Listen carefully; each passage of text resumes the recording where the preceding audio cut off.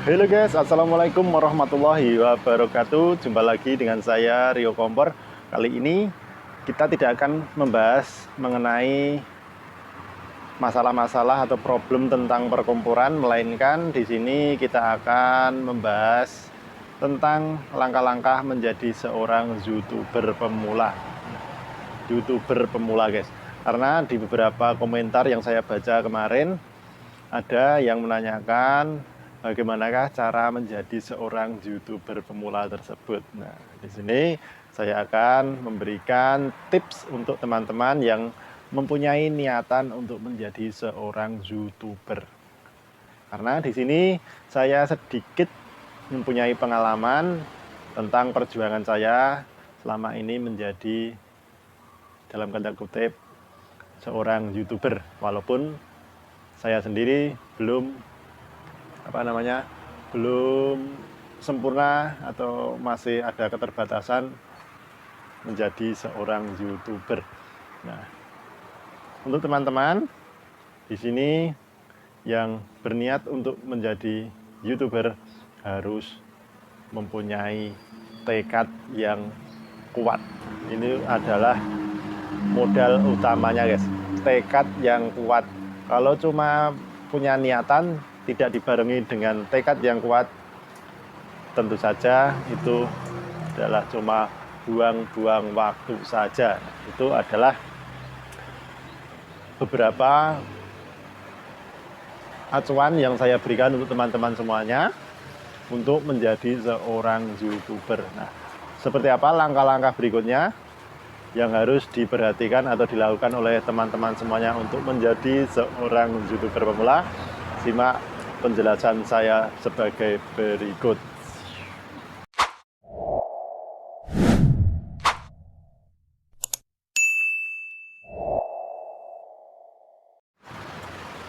Oke, kita akan ngobrol santai saja di sini dan saya akan jelaskan langkah-langkah apa saja yang harus dilakukan oleh seorang YouTuber pemula supaya bisa diangkat menjadi partner YouTube dan mendapatkan gajian dari YouTube tersebut. Oke, kita akan ngobrol santai saja ini sambil ngerokok. Waduh, gimana rokoknya? Bentar, saya tak sambil ngerokok dulu guys.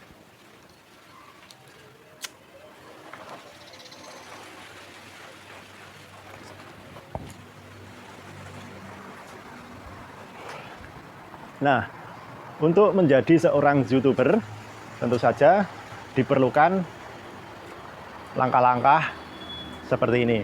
Pertama, teman-teman harus mempunyai niatan tersebut dibarengi dengan tekad yang kuat. Nah, dulu saya pernah cuma ingin meniru beberapa YouTuber yang dalam tanda kutip saya jadikan sebagai acuan untuk penyemangat saya sendiri. Di sana kalau cuma punya niatan saja tanpa dibarengi dengan tekad yang kuat, itu cuma membuang-buang waktu saja. Nah, bisa dibuktikan oleh teman-teman semuanya. Ya, maksud saya di sini niatan yang dibarengi dengan tekad yang kuat itu harus seimbang. Nah, kalau kita punya niatan, tentu saja kita punya keinginan. Nah, keinginan itu kita punya acuan ingin menjadi seperti apa. Itu adalah niatan. Tapi dalam niatan tersebut harus dibarengi dengan tekad yang kuat, yaitu perjuangan menjadi seorang partner YouTube dan mendapatkan gajian. Langkah pertama yang harus kita lakukan adalah membuat channel akun YouTube.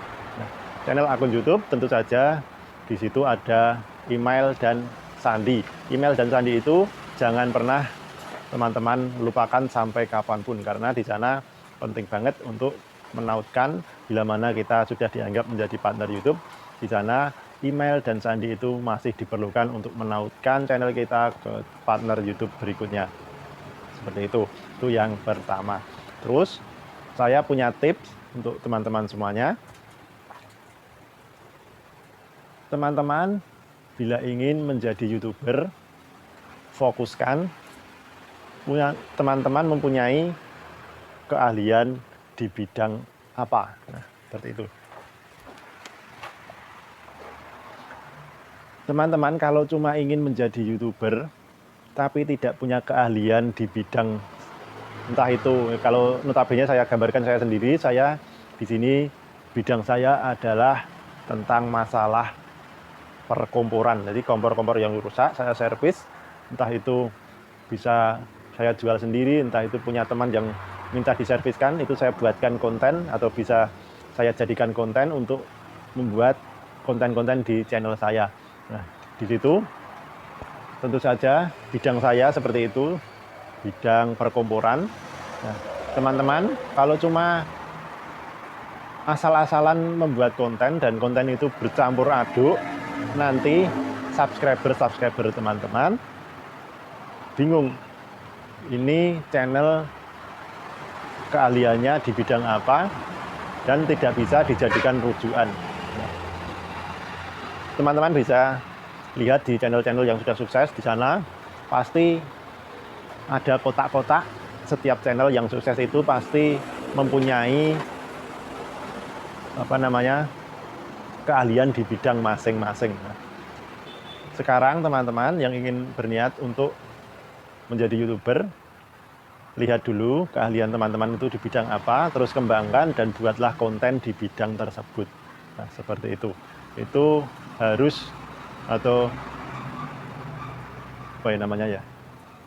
itu harus menjadi acuan teman-teman semuanya bila mana ingin menjadi YouTuber yang sukses di kemudian hari.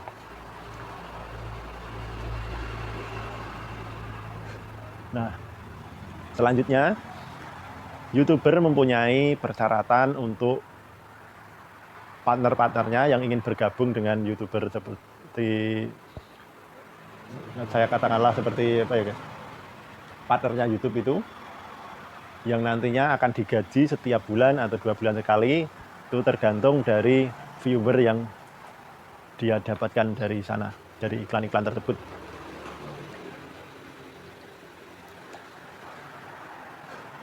Kalau kita cuma membuat konten-konten asal-asalan dan bercampur aduk, nanti viewer kita tidak akan meledak, tidak akan banyak yang nonton dan kita susah untuk mengembangkan channel kita. Itu bisa, omongan saya bisa dipegang oleh teman-teman semuanya seperti itu. Jadi teman-teman harus mempunyai keahlian di bidang masing-masing. Nah, contohnya, bila mana teman-teman juga sama bidangnya seperti kreator-kreator YouTube yang lain, atau teman-teman juga keahliannya dilalahnya itu sama dengan saya tentang servis kompor, itu tidak apa-apa, tidak masalah. Yang penting konten teman-teman 90% harus di bidang itu. Jadi teman-teman bisa dilihat oleh viewer atau subscriber teman-teman itu adalah mempunyai keahlian di bidang itu. Nah, teman-teman bisa lihat di channel saya dan bisa dikembangkan di channel teman-teman, itu juga bisa, asalkan tidak mengambil video dari orang lain dan di-upload di channel teman-teman semuanya. Itu akan melanggar copyright. Nah, itu bisa dismonetisasi atau tidak bisa dimonetisasikan karena mengandung unsur pelanggaran dari YouTuber. Jadi mengambil video orang lain terus kita upload mentah-mentah di channel kita, itu akan melanggar pedoman YouTube itu sendiri. Tapi bila teman-teman mengambil ilmunya, melihat dari channel orang lain, mengambil ilmunya, terus kita buat konten di channel kita dengan cara kita sendiri, itu tidak masalah. Jadi seperti itu cara menjadi seorang YouTuber. Saya pun juga begitu, kadang kalau saya tidak bisa menemukan ide-ide kreatif, saya menonton channel orang lain, saya pelajari. Kalau saya sudah pelajari dan saya ambil ilmunya, terus saya praktekkan dengan cara saya sendiri dan saya buat konten dengan cara itu dan saya upload di YouTube saya. Nah, di sana tidak ada masalah dan tetap dimonetisasi. Dan YouTube tidak melarang hal seperti itu. Yang dilarang YouTube adalah mengambil video orang lain atau mengambil kalau penyanyi itu mengambil suaranya dan kita upload di channel kita, itu baru akan melanggar pedoman YouTube itu sendirinya. Jadi gambarannya seperti itu ya guys.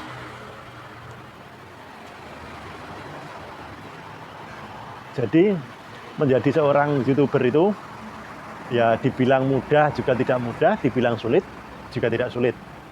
Kalau kita sudah mempunyai niatan dan dibarengi dengan tekad yang kuat itu tadi, insya Allah nanti akan berhasil. Saya pun juga begitu dulu. Saya tidak pernah membayangkan saya benar-benar mendapat gajian dari YouTube itu.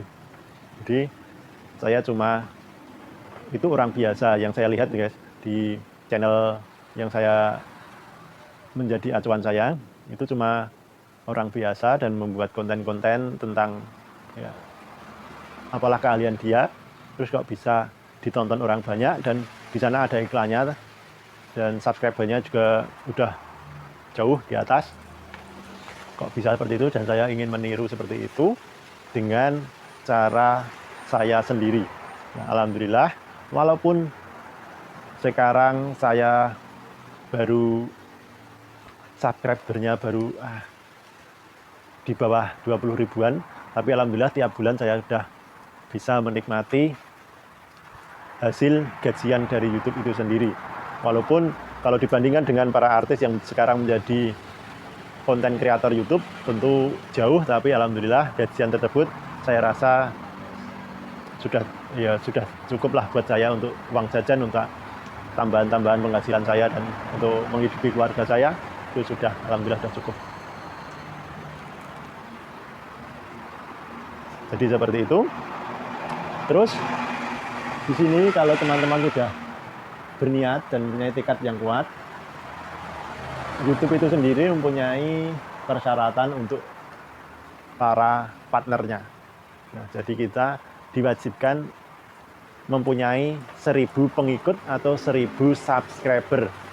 Nah, kita harus mengumpulkan 1000 subscriber dulu, dan di situ belum cukup, masih ada persyaratan satu lagi, yaitu 4000 jam tayang. Nah, mungkin 1000 subscriber itu bila kita cari, entah itu ya banyak cara untuk mencari 1000 pengikut tersebut, itu ibaratnya satu perdukuhan kita datangi satu persatu, teman-teman sekolah, teman keluarga, kita minta subscribernya untuk klik subscriber channel kita. Itu mungkin 1 bulan sampai 2 bulan akan sampai 1000 subscriber.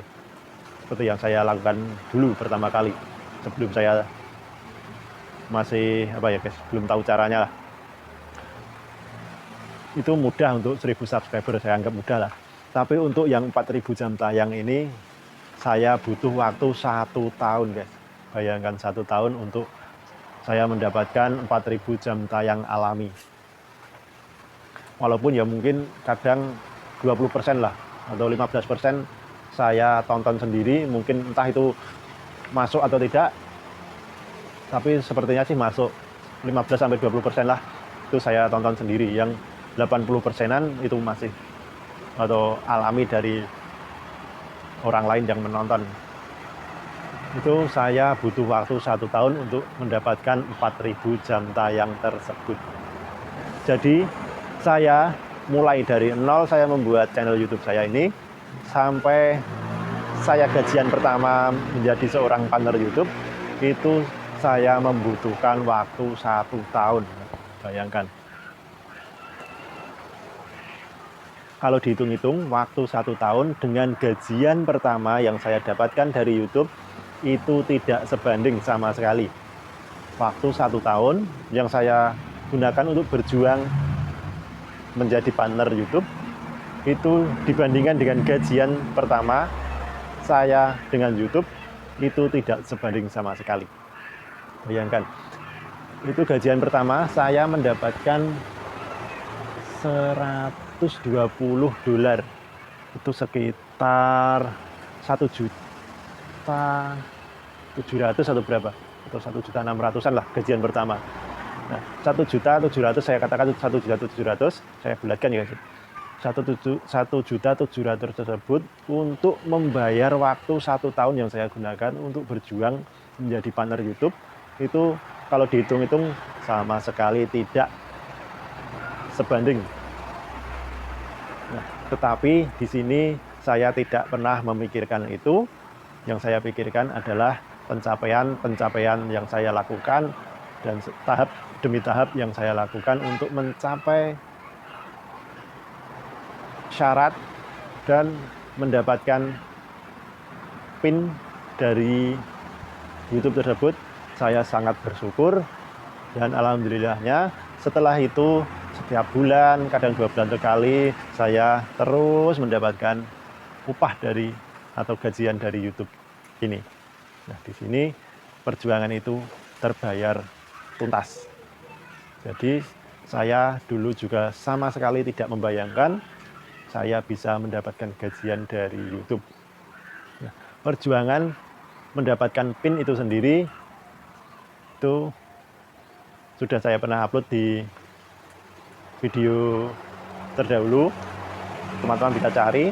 Di sana sudah saya jelaskan. Saya sudah mendapatkan 1.000 subscribe dan 4.000 jam tayang. Dan saya mendapat konfirmasi dari YouTube kalau saya diterima menjadi partnernya. Jadi di konten saya akan dipasangi iklan. Nah, berbeda dengan sekarang. Sekarang itu belum memenuhi syarat saja. Kalau ditonton lebih dari 100 atau 200 viewer, di sana sudah ada iklannya, tapi kita tidak mendapatkan gajian, tapi di sana dari pihak YouTube sudah memasangi iklan. Nah, tapi syaratnya masih sama, 1.000 dan 4.000 jam tayang. Itu masih sama. Tapi zaman saya dulu, sebelum 4.000 jam tayang, sama sekali tidak ada iklannya, tidak seperti sekarang. Jadi, iklan pertama di channel saya itu, saya senangnya tidak bisa digambarkan. Intinya senang sekali, guys. Nah, setelah saya gajian pertama, kedua, ketiga, keempat, dan seterusnya, alhamdulillah, perjuangan selama 1 tahun itu benar-benar tidak terasa. Dan yang ada, sekarang saya hanya mensyukuri nikmat yang diberikan Allah Subhanahu wa Ta'ala kepada saya, dan ini bisa dijadikan acuan untuk teman-teman yang mempunyai niatan untuk menjadi YouTuber. Ya, di situ harus punya niat, tekad yang kuat untuk menjadi partner YouTube. Di sana tentu saja dibarengi dengan biaya, guys. Biayanya yaitu ya minimal punya HP sendiri, HP-nya ya minimal yang mempengaruhi lah, kamera itu saya walaupun jadul, yang penting kameranya itu jelas lah. Kalau kameranya kurang bening atau kurang ya penikmatnya juga mempengaruhi penikmat viewernya. Dan yang kedua adalah paket data atau wifi. Yang kita tidak punya wifi di rumah, kita harus mempunyai biaya untuk membeli paket data. Untuk mengupload satu video yang berdurasi 10 menit sampai 20 menit itu sendiri, kita memerlukan minimal 500 sampai 1 GB data itu sendiri. Tapi di sini saya dulu menumpang di tempat kerja, karena di rumah juga belum punya wifi yang ada di tempat kerja. Jadi saya tiap mengupload video itu pasti saya di tempat kerja. Jadi saya bisa mengupload sesuka hati di sana gratis tanpa menggunakan paket data yang harus dibeli. Seperti itu cara atau langkah-langkah atau gambaran untuk teman-teman semuanya yang berkeinginan untuk menjadi seorang YouTuber. Mungkin utamanya dalam tanda kutip itu dari panjang lebar yang saya omongkan tadi, teman-teman yang harus dilakukan adalah mempunyai keahlian di bidang teman-teman sendiri yang bisa dikembangkan menjadi konten atau dijadikan video untuk mengisi channel teman-teman semuanya. Saya sarankan tidak asal-asalan upload dan tidak campur baur, supaya di kemudian hari bila mana teman-teman diterima menjadi partner YouTube, viewer bisa menilai teman-teman itu dari sudut mereka, bila mana teman-teman itu mempunyai bidang keahlian yang harus ditonton. Nah, jadi seperti itu gambaran menjadi seorang YouTuber. Dan saya di sini cuma bisa menjelaskan sedikit saja supaya teman-teman tahu, dibilang mudah juga tidak mudah, dibilang sulit juga tidak sulit. Jadi semoga teman-teman nanti sukses di lain waktu, bisa mendapatkan gajian yang besar dari YouTube dan bisa menjadi tambahan penghasilan untuk keluarga teman-teman semuanya. Nah, saya akhiri video kali ini, semoga bermanfaat. Wassalamualaikum warahmatullahi wabarakatuh. Tapi untuk penutup video kali ini, sebenarnya saya sekarang membuat konten ini berada di kandang kura-kura Kulfata. Bisa saya, ya ini guys, saya dari tadi duduk di atas kandang kura-kura. Koleksi terbaru. Di sini juga di taman bunga, banyak bunga, dan di sampingnya ada kandang kura-kuranya. Itu baru habis makan, biasanya langsung tidur seperti itu. Kura-kura tergolong hewan pemalas, yang namanya hobi, untuk menghibur hati bila mana sedang capek bekerja atau apa, karena bisa kita menikmati dengan datang ke kandang dan melihat bunga-bunga seperti ini. Oke, saya akhiri dulu video kali ini, semoga bermanfaat.